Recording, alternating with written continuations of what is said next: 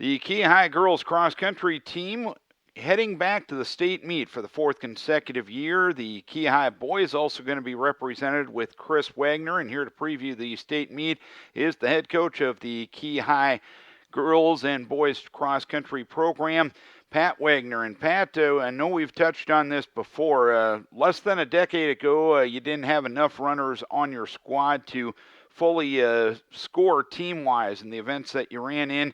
Now you're heading to state for the fourth consecutive year. You guys have climbed the mountain, and you've been able to sustain that success.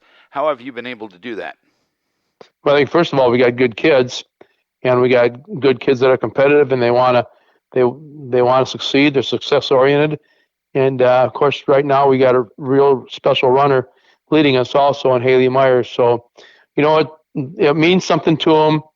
They had this goal in mind from day one that they wanted to go back to state as a team, and here we are. And you mentioned Haley Meyer. That's been a very consistent low stick for you all season long. State runner-up a year ago, and she's been ranked number one throughout the course of the season many times. What's made Haley's season so special? How has she taken her running to the next level this year? Well, I think, last year she got second in state, and I think, she realized that, she is among the better runners in the state, and she's very determined this year. She's really going out there with a lot more, I guess I'm not quite sure what word to use for it. She's just got a lot more energy and enthusiasm and a lot more determination, I guess might be the right word, that she wants to go out, and she runs every race to win every race, and that's, something special she has going for her. And knowing the fact that in many of the competitions you go to, you see Billy Wagner from Southwind, you also see Jalissa Blazik from Turkey Valley. Those three have been really 1, 2, 3 in the rankings all season long. How special is it to see the best of the best in 1A girls running pretty much in a lot of the meets you go to? It's been kind of fun, actually. And those three go out and they establish right away that they're going to fight it out, and they distance themselves from the rest of the crowd usually.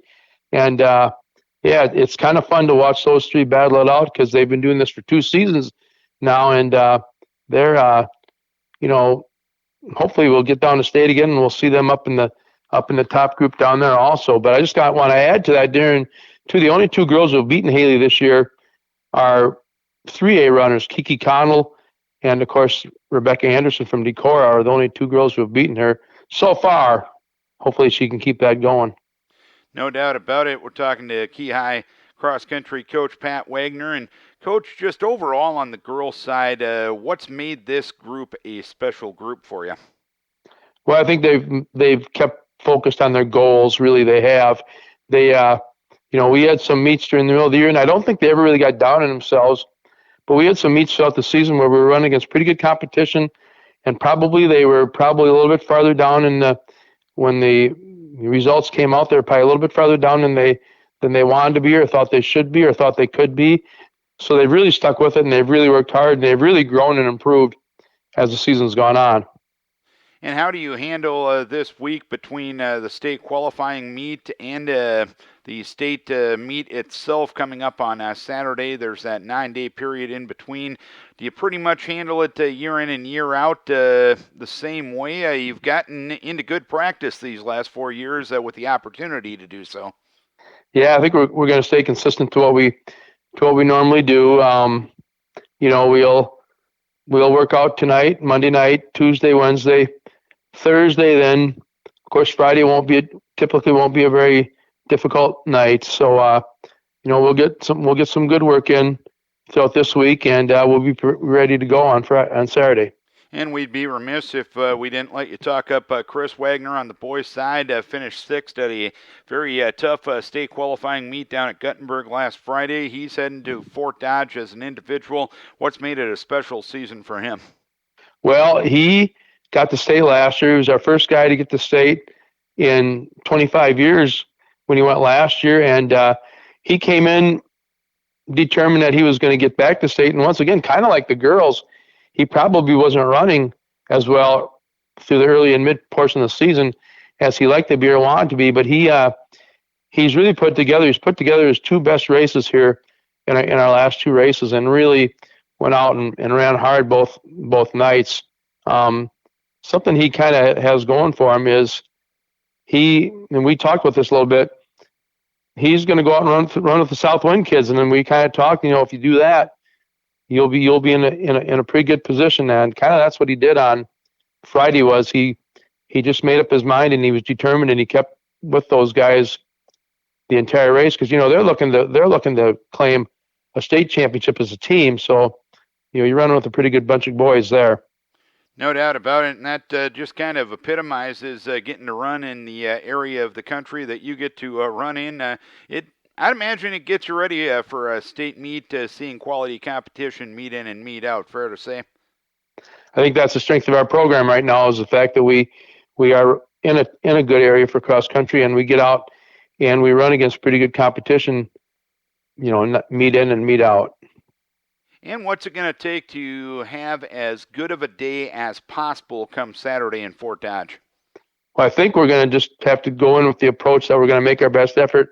We're going to run our best race, and I think with every one of the girls and also Christopher, they just have to be determined that they're going to improve upon last season. That's really going to be our goal. That's the one thing Haley can do. She can improve upon last season at the state meet. And if all the girls going with the idea that they're going to improve upon their time and place from last year, I think it'll be a successful day. I'd like to see us get we were sixth last year. I'd like to see us get that or better. So we'll just go in and we'll make our best effort, and we'll see where the chips fall. And of course, the state meet being a 2-day event this year, the state spreading out the time and the events due to the way the world is right now, making the wise decision to go ahead with the meet, but do it in a healthy and safe manner. It's going to be a different atmosphere to run in on Saturday as compared to years past. Will it make that big of a difference, or you got to mentally prepare the kids for that as well? I don't know. I think, of course, the state cross country meet is really an event, and it will be a little bit different this year. It'll just be the 1A's there when we're there, but I think when it comes right down to it, they know they're running at state. They're excited about running at state, and they're going to go run hard to place as high as they can. And we got a girl who has a state championship as a goal, an individual state championship, and I think the girls, every one of them, are gonna be running hard to see how high they can place. And I think when it comes right down to it, it's going to be a state meet, and I think they're still going to go out and give the great effort. We know they will.